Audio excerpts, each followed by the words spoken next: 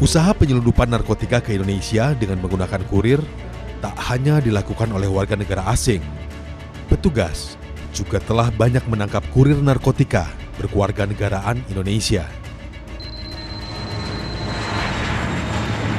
Jumat, 6 Februari 2015, di Bandara Soekarno-Hatta, sebuah pesawat baru saja mendarat dari Malaysia. Satu demi satu penumpang mulai mengambil bagasinya yang baru diturunkan dari pesawat. Tampak sebuah koper, di mana tak satu pun penumpang mengakui koper ini sebagai miliknya.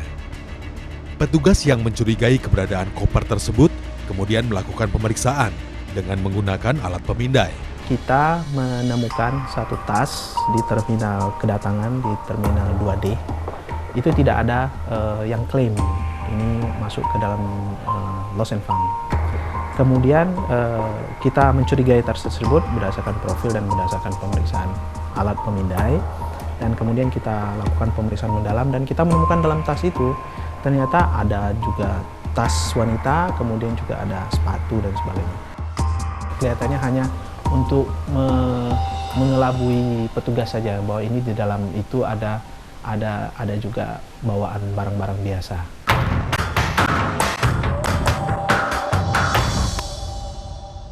Ternyata di dasarnya, di bawah tas itu, di bawah koper tersebut itu ternyata ada sabu.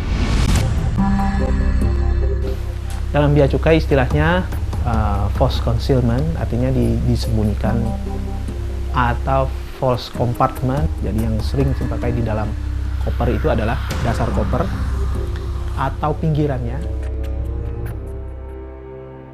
Tak hanya disembunyikan di dasar koper, pelaku juga menyembunyikan sabu di dalam sepatu wanita. Kita periksa dengan alat, itu positif adalah sabu. Jumlahnya 5,2. Sangat biasa bagi teman-teman, dalam tanda kutip teman-teman kurir atau sindikat itu untuk memasukkan barang di dalam tas atau koper dan disembunyikan di pinggiran atau di bawah. Ini adalah modus yang sangat biasa.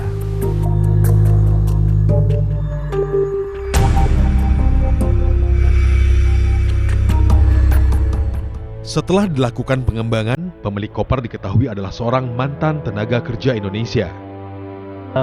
Pelakunya ini adalah mantan TKI, laki-laki yang sudah pernah 2 kali menjadi TKI. Pertama dan kedua. Dua-duanya ini menjadi TKI ilegal.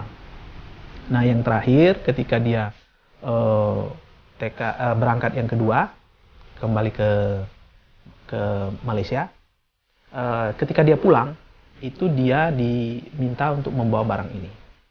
Permasalahannya adalah yang bersangkutan ini adalah TKI ilegal, sehingga dia itu tidak bisa masuk lagi ke Indonesia secara legal melalui imigrasi, sehingga dia dan tasnya itu terpisah. Tasnya ikut penerbangan, dianya sendiri ikut kapal.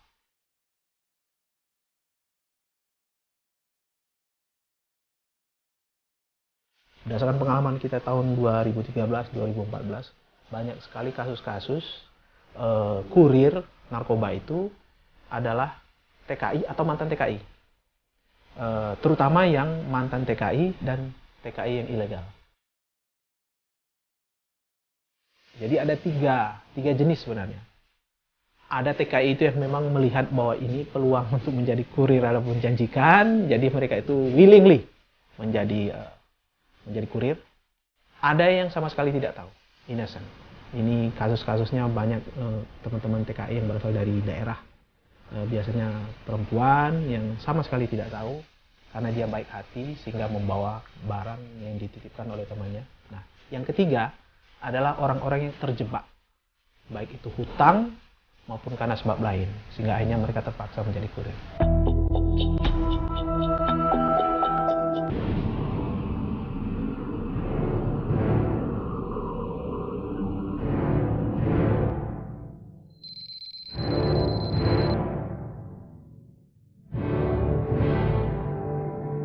Rabu, 8 April 2015, sebuah pesawat baru saja tiba dari Dubai.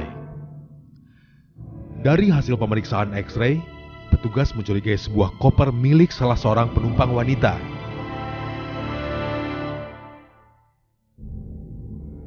Petugas kemudian mengosongkan koper dan melakukan X-ray ulang.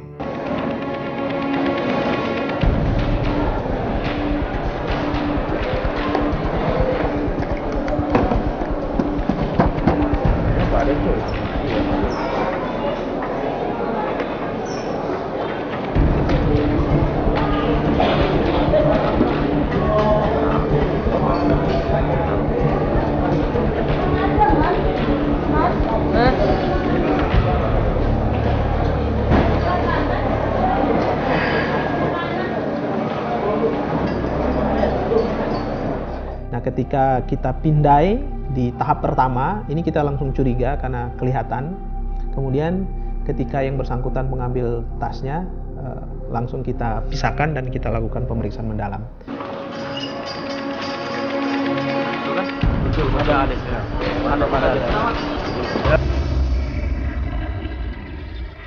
Selamat, ada.